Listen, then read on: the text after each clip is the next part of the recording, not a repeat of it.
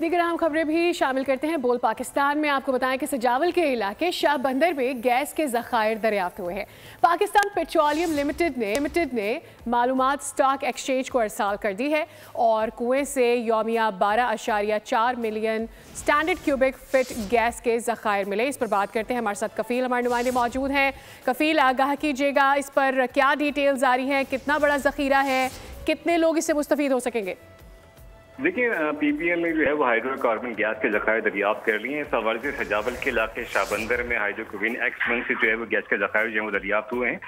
PPL ने कुदरती ज़खायर की दरियाफ्त से मुतालिक जो है इस हवाले से पाकिस्तान स्टॉक मार्केट को जो है वो आगाह कर दिया है खत के जरिए। मैं आपको बताऊँ कि हाइड्रोकार्बन गैस के ज़खायर में रेट के 2 की अमल से जो है वो हासिल की गई है। इसके अलावा शाहबंदर में हाइड्रोक्विन की जो 2475 मीटर खुदाई का अमल जो है वो 11 अक्टूबर को शुरू हुआ था। इस हवाले से आज की कुएं से यौमिया 12.4 million standard cubic feet gas और हल्के तेल की जो है वो 196 बैरल यौमिया जो है वो ज़खायर मिले हैं।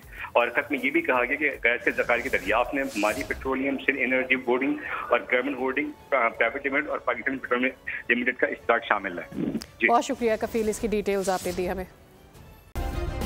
सब्सक्राइब करें और बेल दबाएं ताकि कोई खबर रह न जाए।